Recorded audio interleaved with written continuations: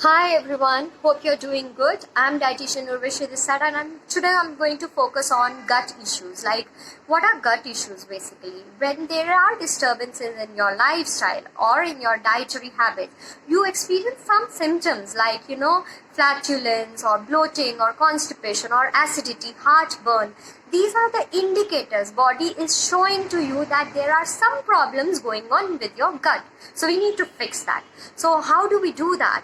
So first we need to understand why these issues are happening, and then we switch on to how we can prevent them and how we can cure them at your home level. Okay, so today I'm going to discuss one of the issue, which is bloating. What is bloating? Bloating is when you feel a little heavy on your tummy area, on your belly area. You feel the clothes are tightened up. You feel heavy. Heaviness is felt in your lower abdominal area. Why bloating happens is because of body is holding water and gases inside your body, and that is why you feel bloating.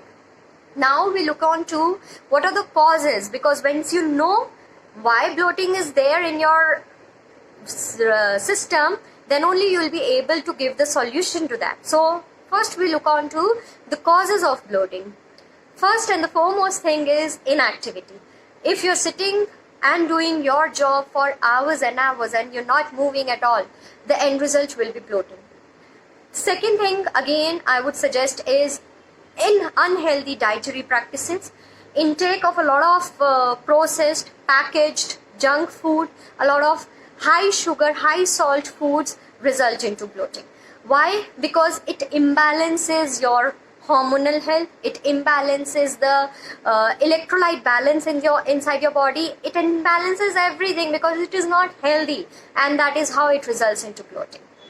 Third thing, water intake is less. So if your water intake is less, your cells are dehydrated.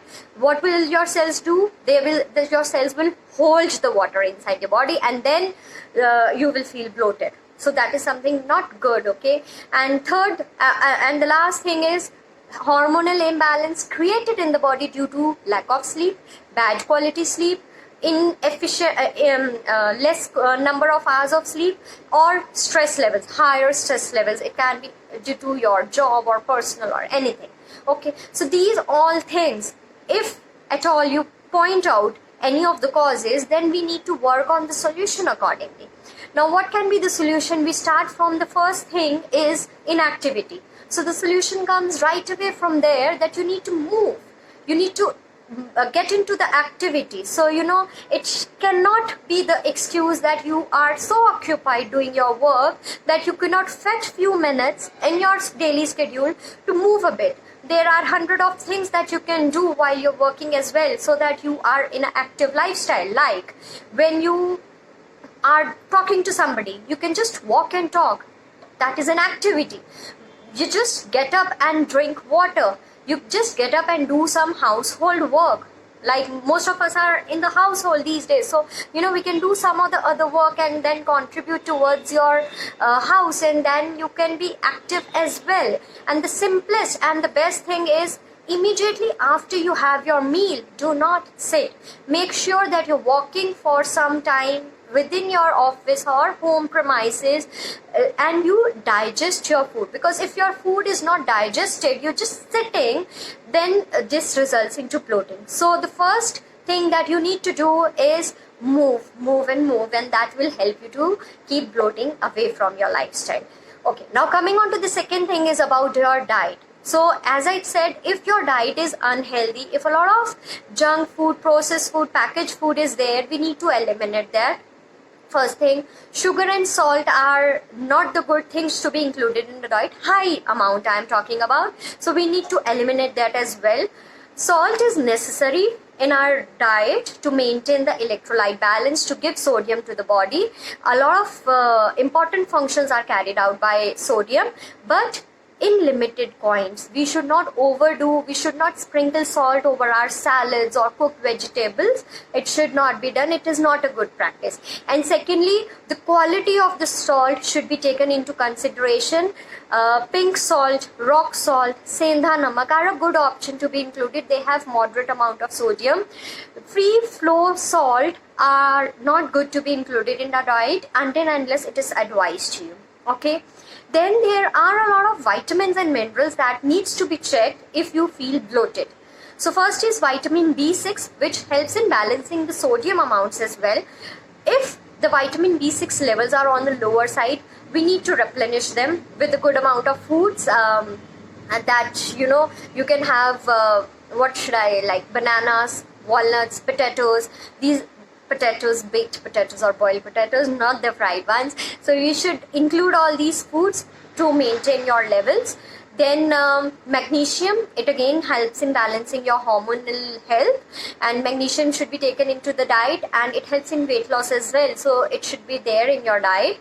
And the foods that are rich in magnesium are bananas, almonds, whole grains, dark chocolates, cocoa nibs. And potassium again should be taken into consideration, because sodium potassium balance has to be maintained in the body, and potassium is again available from bananas, and tomatoes, avocados, pomegranate. Various fruits are very rich in potassium.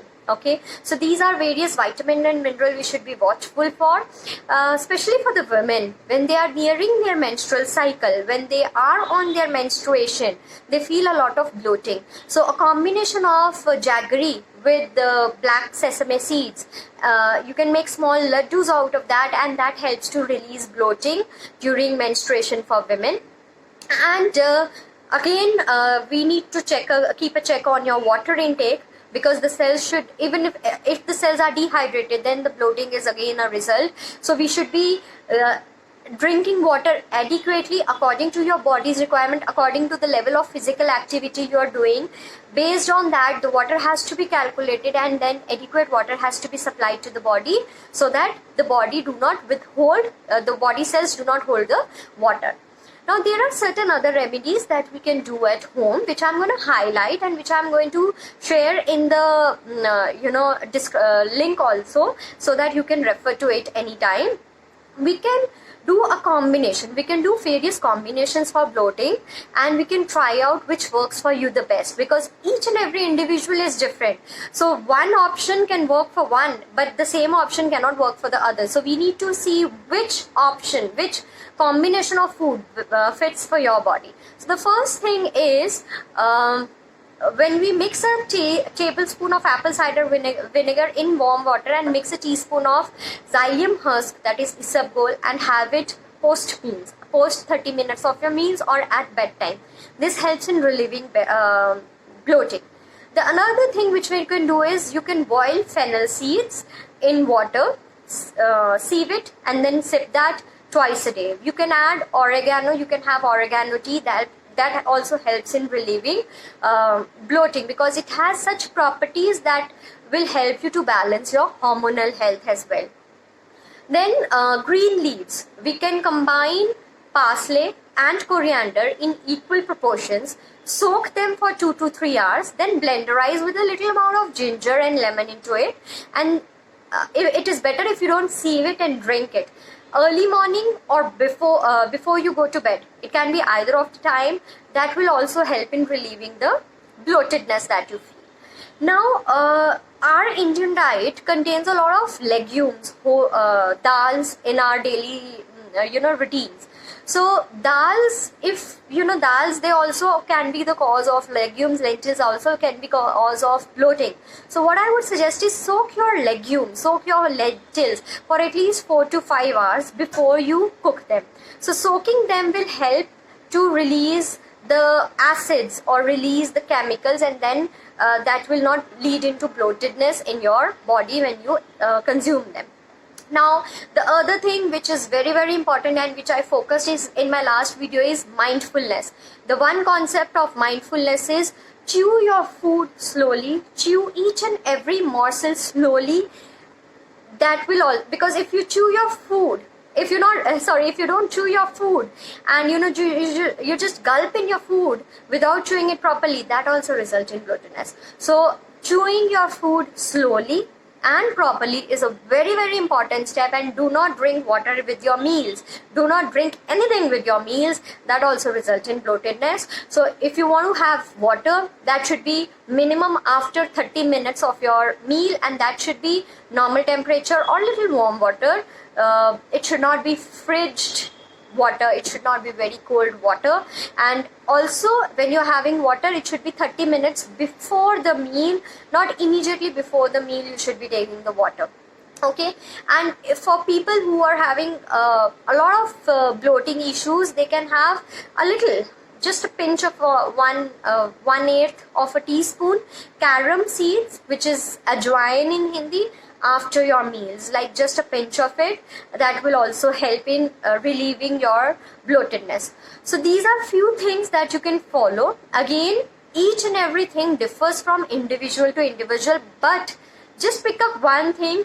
Try this for at least 1 week. It will not show result in 1 day or 2 days. It will show, but you have to stick to a regime for at least 1 week to 15 days and see what suits your body, and then follow it. Make it your lifestyle practice. And the most important thing that is surely gonna work is your movement. Inability is the most important thing that we need to focus on. I am not saying only one thing. All the things needs to be focused on, but that is one thing which is the sparkle to your problem. So this is all that, again, holistic. Everything needs to be taken care of. Activity, diet, sleep, water intake. It is not just one thing that we need to focus on. Till my next video, take care, stay safe, and let me know if you have any questions. Thank you so much.